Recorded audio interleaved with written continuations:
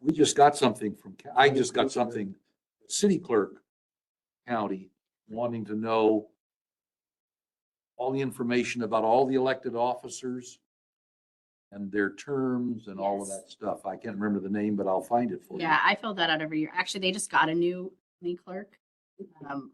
Is to be determined who that is, but I did get a notice of resignation, a notice of other opportunities then for the county clerks. I think somebody knew too. Okay. Okay, well, it being 6 o'clock still, we'll call this meeting of the Ojai Valley Sanitary District. Mhm. We do not have any remote attendance requests in writing, and I do not see anybody here that verbally to address the board that's absent. So I will say for the record, we have Director Curtis absent and Director Kentosh absent. We have Director Stone, who has verbally provided a resignation to the district general manager. So we are now considering that position vacant. And I will call the remaining roll. Director Martinson, Here. Director Berg, Here. Director Quillisi. Here. We have former vice chair, now acting chairman.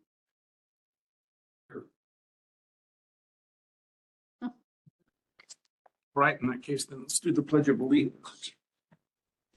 To lead us, Director Martinson. On the mark. To the flag of the United States of America, to the republic, which stands, nation, God, indivisible, liberty and justice for all. Well, are there any amendments or additions to the agenda? No, just a note for the record, just so the public knows that this is noted as an amended April 23rd, 2025 agenda. It was amended and reposted, carrying over some of the items from the canceled April 21st, 2025 meetings, just so we can make that on the record. No, are there, at this point, we don't have any additions there. No public. Public concerns. Okay. Action items. Item 6A, the preliminary budget. Work with staff on how to prepare the final budget or accept the draft that's submitted. And B, one motion.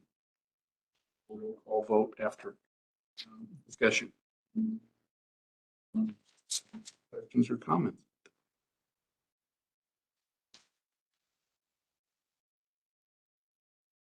I just want to state that this is the opportunity for a study session also because of the condensed budget schedule. This would have normally been the study session after receiving the preliminary budget on Monday. So this is a receive the budget and review it for the first time. So are we going to go through all that again? It's up to you guys whether you have questions, if you want us to articulate anything specifically after reading Scott's staff report. We to go over any specific sections, items, explain any methodology. Can we do any changes since the finance committee? meeting? No. I have one question then. Was that the finance committee meeting? I noted on the write-up tonight, but I didn't note up was that there were no changes to employee, no increases in employee benefits. Does that include likelihood that the state will increase the amount of money for health insurance? Does that statement include that? In other words, we're going to cover that. The expectation is that we will cover that increase, whatever it is. We're just not increasing the $600 stipend. Is that meant? No, that is not, that's not factored in. So what's factored in is the current employee pool's cost of coverage, which including any cash back. We will visit any increase and the necessity to adjust the budget accordingly when they release the new health premiums in July. We usually review them at the August. We do a committee meeting in August or late July. And then that'll be discussed at that time, whether it can be absorbed into the budget. It's very employee pool specific. So our employee pool adjusts. Some people, like, for example, if we get new hires that are singles, that affects the budget. So you save some there. If we have people who have dependents that drop off in any fiscal year, we save money there. If anybody has children and as dependents, that costs us money. So we evaluate the actual cost at the appropriate time when they release the new premiums. We don't know what it is. That's correct. The budget numbers that we have assume the same as last year, right? That's what I needed. They Based assume on the- currently current. Based on the current employee pool. So it may not be the same as last year. Current employee. Some things are different, right? That's correct. We seem to have hired somebody.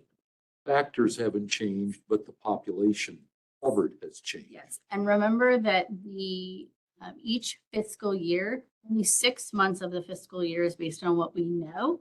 The other 6 months is based on what we think is going to happen because they run on a calendar year. It's a funny thing about budget predictions. It's always based on what you think is going to happen.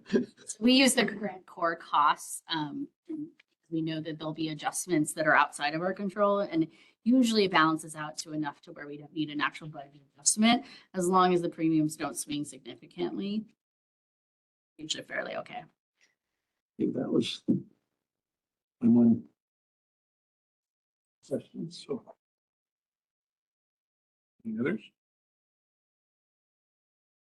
Don't have any word yet on fines. January 23. How long, they come before the payback comes?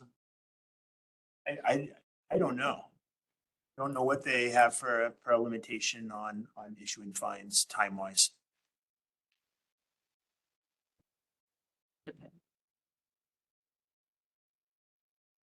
Well, always call them up to find out. Field advice. I don't have that much time to spend on hold. they're going to mess up their credit rating. Sort of an ancillary question. Is there any date on FEMA? We speak with about monthly. We spoke with them today. They've hired additional staff to try and push projects through, but ours have, our large projects that we're really waiting on have not been obligated and are still in. And then once obligated, it takes LOES 8 to 13 months to then release the funds. So even receiving a penny next fiscal is unlikely, in my opinion, at this point, based on how they've operated the last 2 years. For the board, as well as to election. Long ago were big money items submitted. September of 2020 originally. We had no back and forth that I mean, I recall really reading of actual information regarding the project beyond check-ins since last summer. Any change as far as the individuals or personalities principally responsible for our process? Since the beginning of the process, we've had 4 PDMGs, but we've had the same one for several months now. It's still Jeffrey Miller. I can't remember. Jeffrey Miller, that would be, Yeah. yes. He's quite responsive if you email him.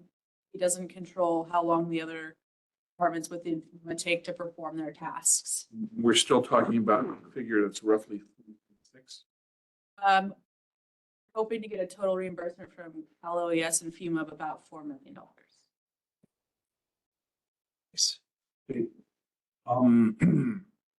At this point, in a relative representation basis, folk, Primarily communicated with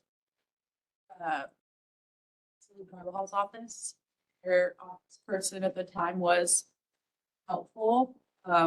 We haven't actually done any action to really like push them to like lobby on our behalf to accelerate. You know, we did send them mail, we CC'd them on a letter. They know that we were having issues getting our reimbursement, but we haven't taken it beyond that. okay. And to use the term lobby. Is there any of our association, yes, That is something. kind of, I'm thinking, I'm not sure that, I think traditionally, yes. I haven't seen a lot of conversation happening of late on any of the association chat forums or anything having to do with FEMA. I think a lot of people waiting to see after the substantial disasters recently, sort of what that climate's going to look like, and know that that's a significant contributing factor, allowing FEMA and Cal OES the time to adjust to that, like by hiring new staff, et cetera, to try to sort of get some traction again. I think that's definitely a contributing delay. I think there's no doubt about that. I don't know if actual availability of funding in general is something that's being visited. I would venture to say that there's a lot of money that needs to be obligated that maybe does not exist at this current. I think we're kind of waiting to see. We're anticipating a fairly significant delay. Seeing, I think, probably a fairly significant delay in what we had experienced previously, different benchmarks in the process. For example, having a project obligated and then receiving payment within, say, 9 to 13 months, what we would say, is probably a significantly longer time frame now.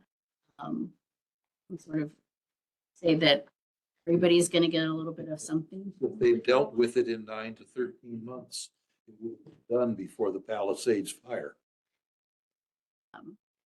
Now they get their own 9 to 13. So I mean, it's a tough one. I think that there's definitely something that we work on doing now that sort of that dust has settled a little bit. But I think it's a capacity thing more than anything. Yes. well, I'm just looking at it from the perspective of obviously $4 million. Looking at a budget, $4 million is a significant chunk of money. That used to be In the reserves. accounts and used to be in the accounts and isn't anymore. So at this point, would like I could of whoever's in one of Carvajal's office and whoever might also sure that legislative folks would talk to in that regard. This punch to make a couple of them.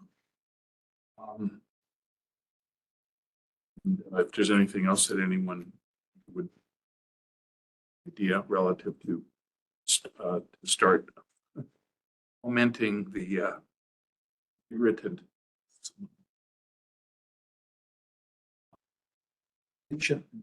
Irritant. Especially when somebody's got your money. Okay.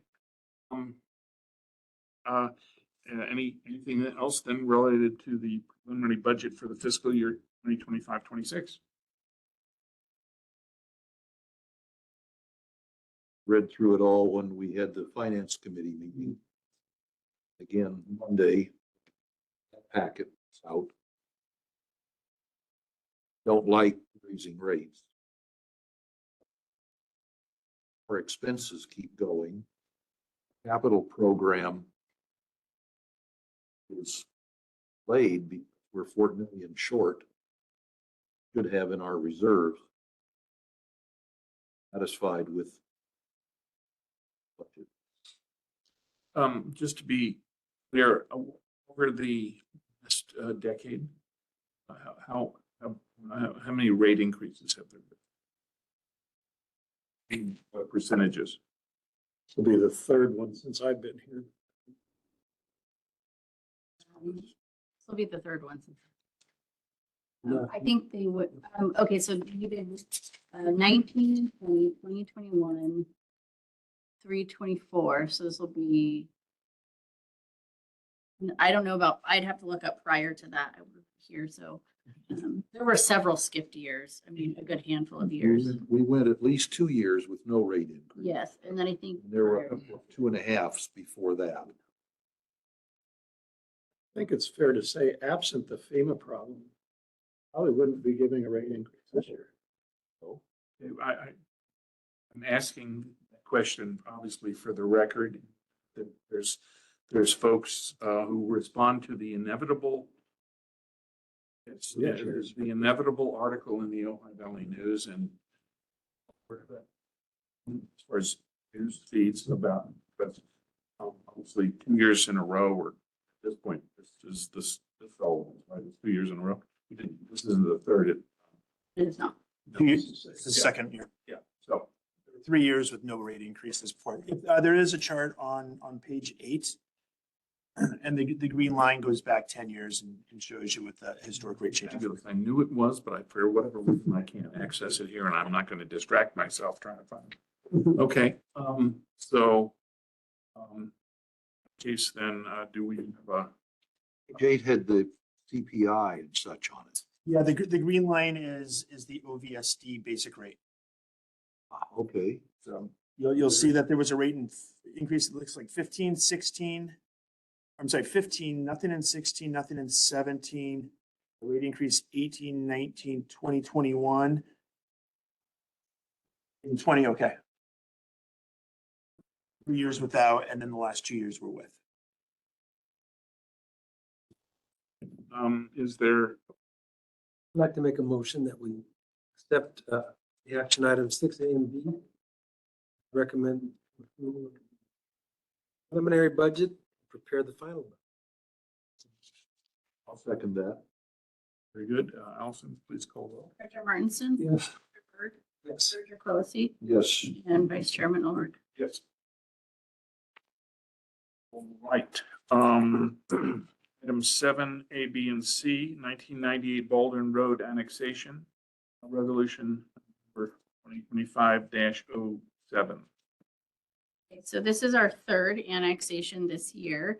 We recently brought 2 annexations to the CEQA committee and the board with them meeting for approval. Directly after that, we had another applicant. So we're bringing this one directly to the board and skipping through the committee for the sake of time. So these can all go on the same LAFCO commission agenda.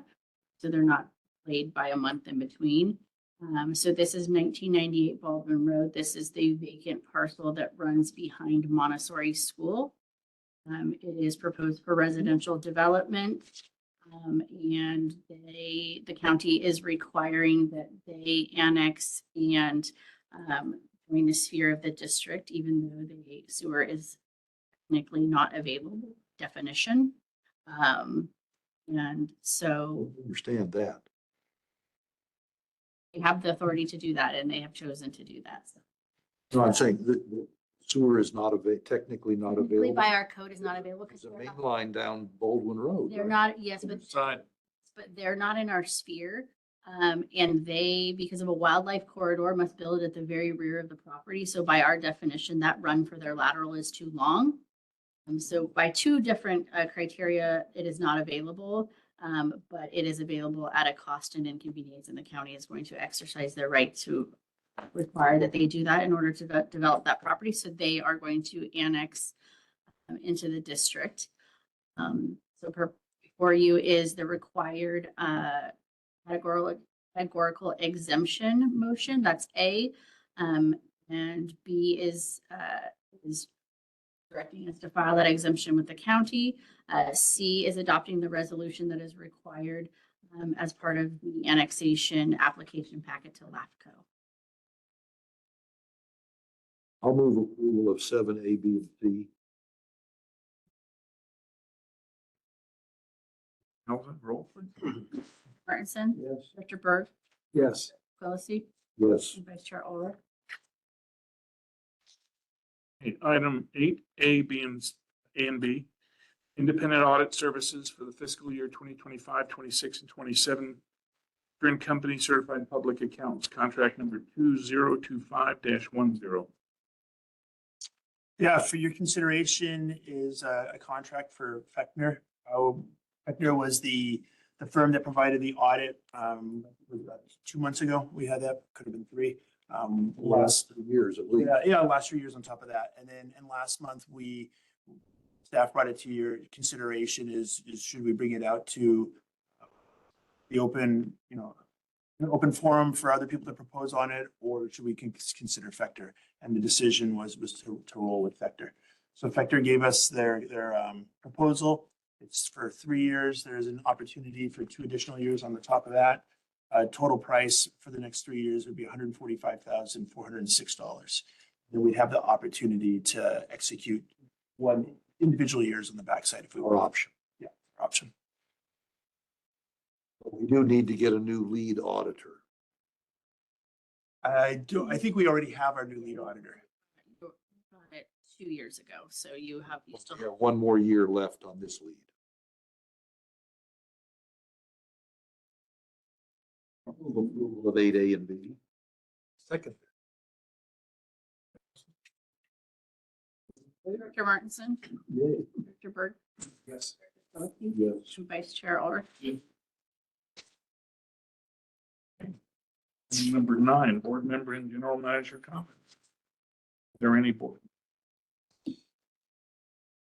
I wanted to, for the record, thank Bill Stone for his time here. I appreciated his calm demeanor, well as his institutional memory. Not as much as Jack Curtis, but he ever will, I suspect. But he did a fine job, and that's why I was in favor of reelecting him as chairman this time. If he's listening, he hears about it somewhere in the paper. Thank you very much, Bill, for being here.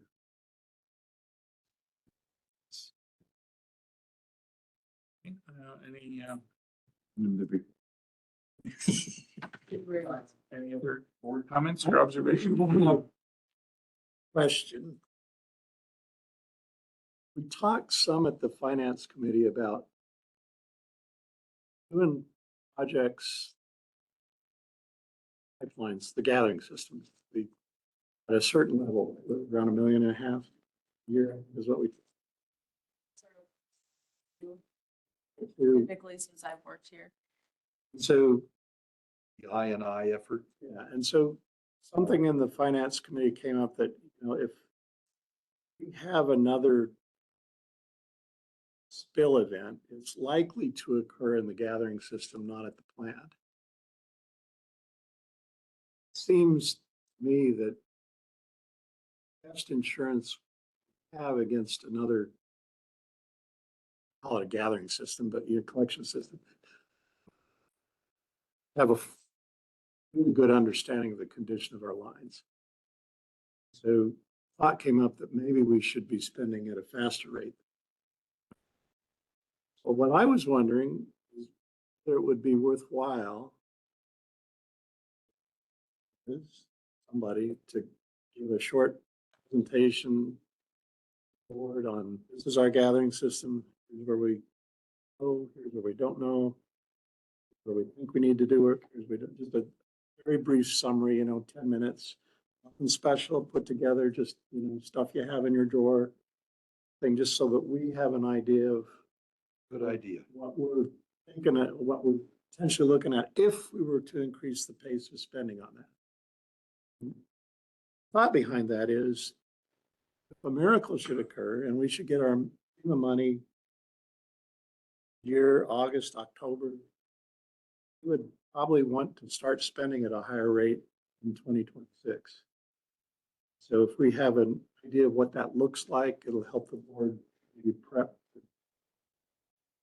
that idea through so that you can have your time to pre-plan and start it. So I don't have a timeline as to when I'd like to see that, but I just think it would be useful for us.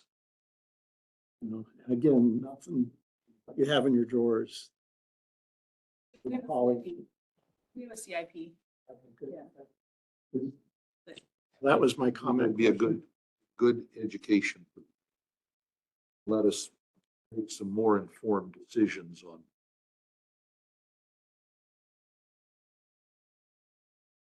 trying to prepare for the next bow wave.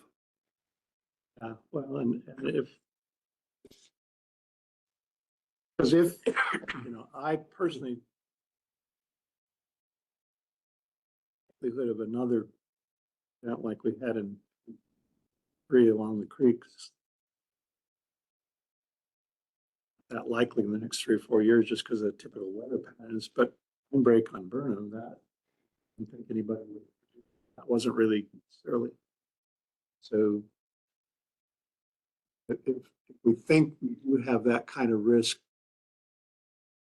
high probability, then 4% increase is not enough. We don't get the FEMA money. So it'll affect our budgeting next year too. So anyway, thank you. That would be all for me.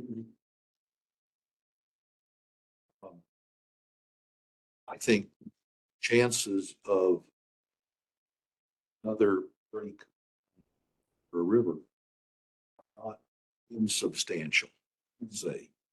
There's a lot more cliff there hasn't been washed out. So need to keep that in mind all the time. And if we have to front another 5 million. Up much shutting down everything else that we do until we get FEMA money. So we all know what it takes to operate things around here. We all know at this point how much we have in reserves. I'm not sure that we have enough to get through that. Certainly not If for we had another $5 million front cost. expected, unplanned for. Other thing you need to be cognizant of is the board is going to be coming around with for that 03 agreement. Feels like piling on, but yes. 4 years by the time they get through projects and their systems. Deciding how big a pound of flesh they want from us.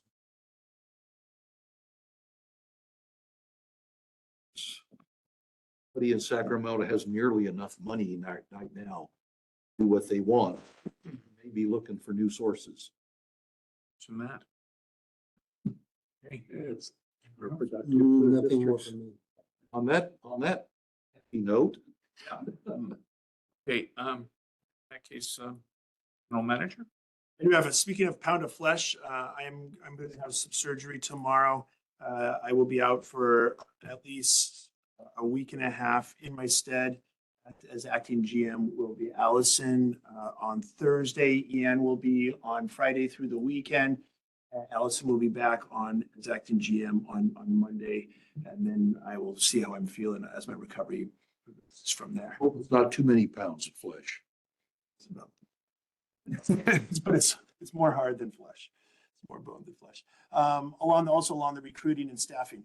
I want to let the board know that we have started the recruitment for the collection system operator 1 through 4. So that has been posted. I know that our staff. And accepted and then rejected. No, it's Again. we are starting again. Yeah, we are starting again for a new recruitment. I know that our staff has reached out to folks in the region that may be interested, and I think we may have a good opportunity with this recruitment. That's going to be for the collection system operator. The treatment plant operator 4 position will follow. I don't have a timeline on that, but it's going to be afterwards. I think what we want to do is see how the community and see how the region reacts to the collection system 1 through 4, and then if we have to pivot when we come out for the treatment plant operator position, regarding the TMDL project, I want to let everybody know we're having issues down there. There's a very heavy bioaccumulation that's fouling the sand filters. They are not in operation mode right now where they are operating. We have Stantec and Parkson working on it. The PhDs, our demise, the biology PhDs are super excited because they've never seen this before, which is a terrible thing for us. want. Yep, that's not what you want to hear. I am pressing on them. I expect to have some sample bioassays end of the week. Right now, the preliminary results show that it's an algae and a fungal. That the PhDs really are stumped. I spoke with one this morning, and their concern was as vicious as it is right now, or as you know, as it is occluding the filters. They ran the same equipment about the same time last year, and that didn't occur. And sometimes this stuff is seasonal, and that's what their expectation would be, and it just doesn't seem to be that way. So at this point, we have more questions than the answers. I've made a couple of inquiries, and I think we're going to get toward more answers one way or another. Have a 2-month deadline, though. We have a 2-month deadline, and with that that's where I'm going. It's my opinion that they're likely not going to make the June 27th deadline. I would like, unless I hear something overriding this, I would like to make an announcement to the regional board, letting them know that it's my opinion that we're not going to make that. I want to let them know ahead of time, let them know that we're working with it, maybe even ask them for assistance if they have anything. Our deadline is June 27th, and we're right there at the 2-month deadline. So that's something. It's not up. It's just, again, this is ongoing. I'm having conversations daily with Stantec and Parksons, and that's my opinion. My opinion is we probably give a notice to the regional board and say it's looking as if we're not going to meet the deadline. Along those same lines, I do want everyone to understand that deadline was established over a decade ago. So it's not like this June 27th deadline was, it doesn't coincide with the salmon run or anything like that. It was established a decade ago, and it seemed like a reasonable choice, but it was a long way off. My comments on that. Other districts in the area encountered the same problem? Not that I know of. I also don't know that they have or haven't is the answer. I think we're somewhat unique in that we have for us, it ends up being about a 3.2 milligram per liter total nitrogen limit.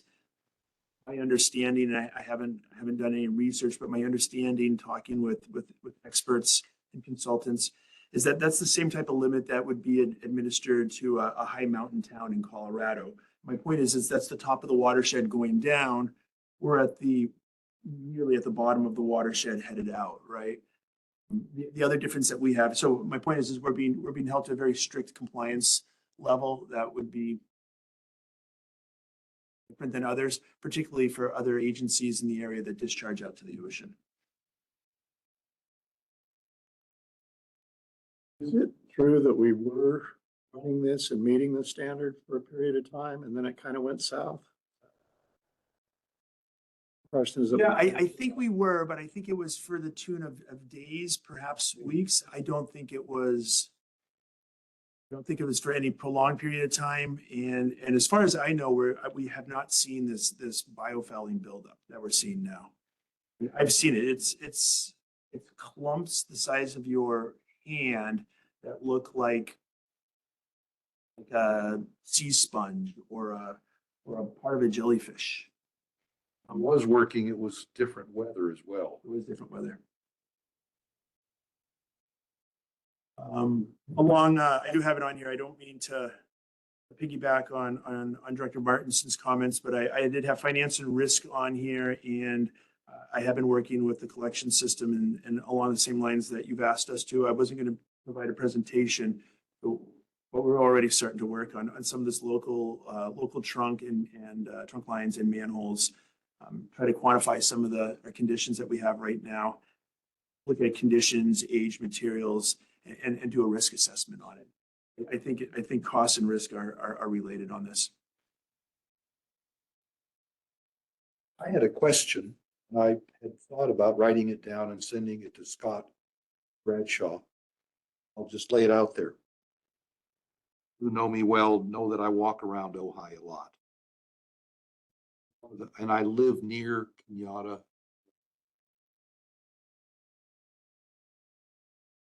Was just there yesterday. On the intersection of Eucalyptus and Kenyatta side, there is OVSD hole. The new oak lids, okay. The west side, that was my understanding, is where our trunk line was running.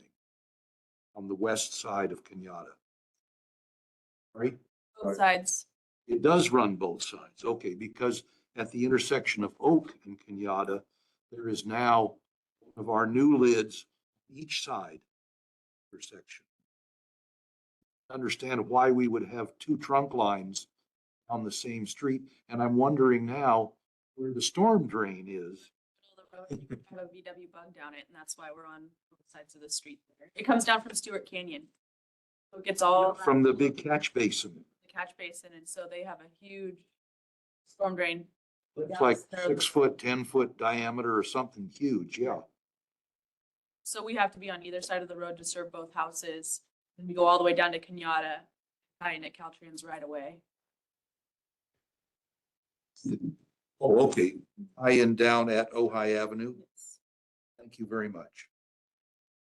Apologize for being confused, but it didn't make any sense to me to have trunk lines on the same street. Another edit, another.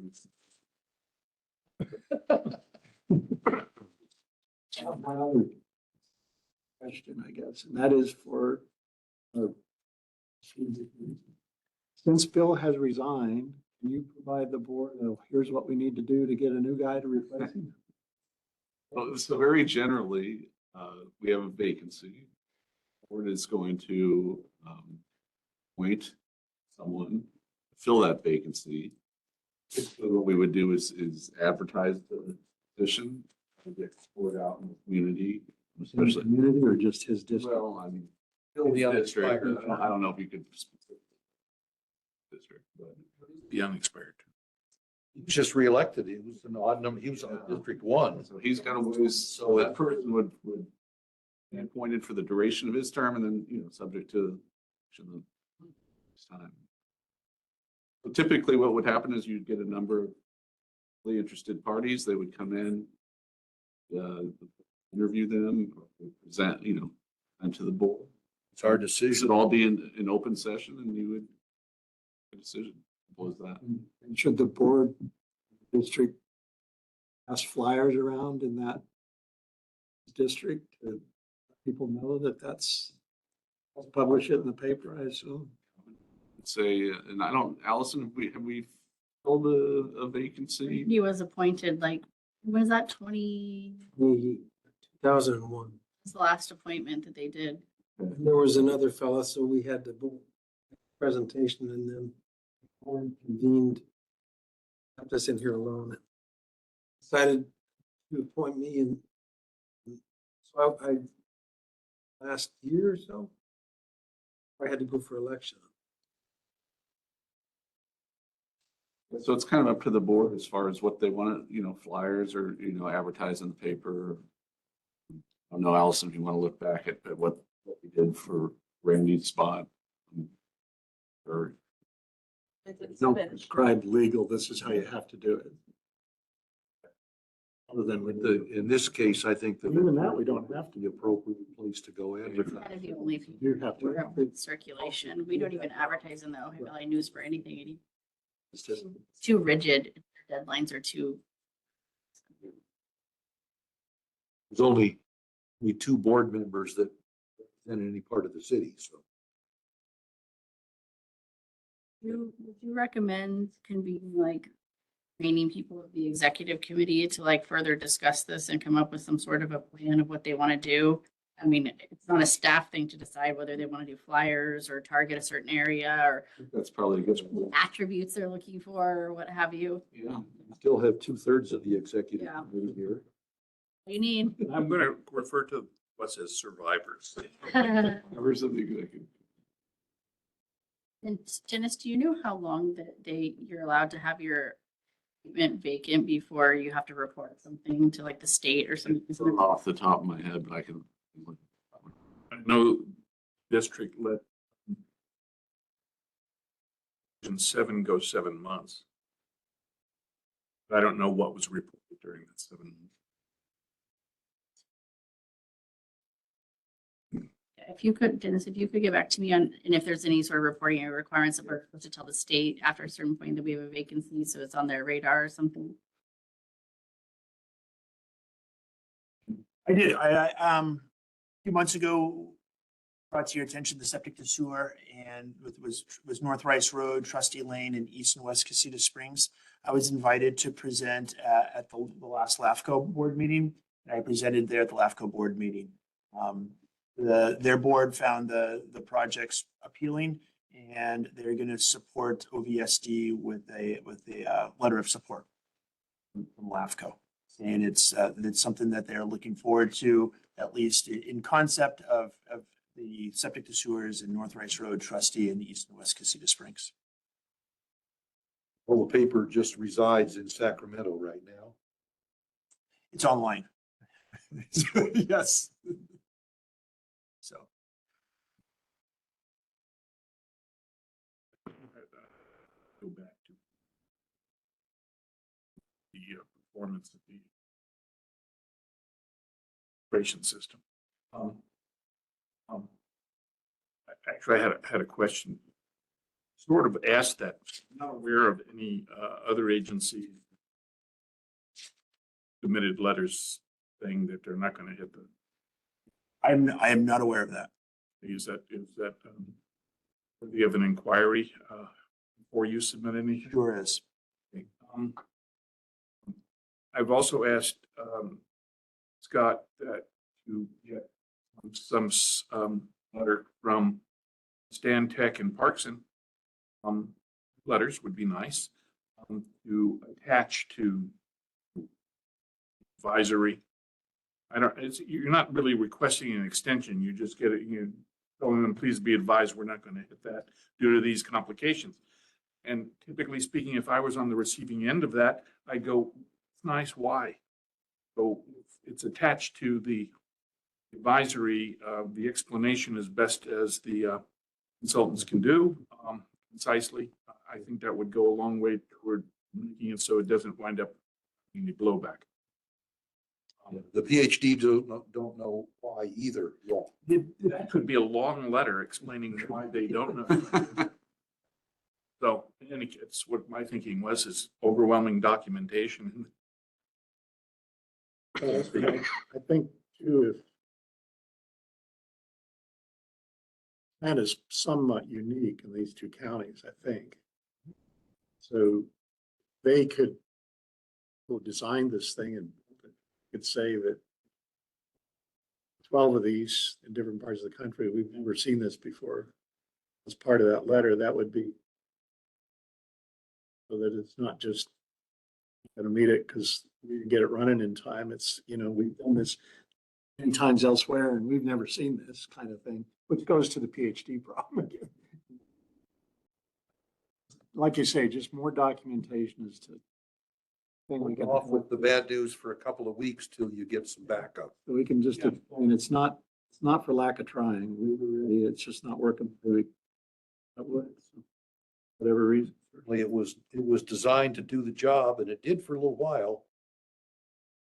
No, it's It not. reminds me of an outboard motor, but I swear at.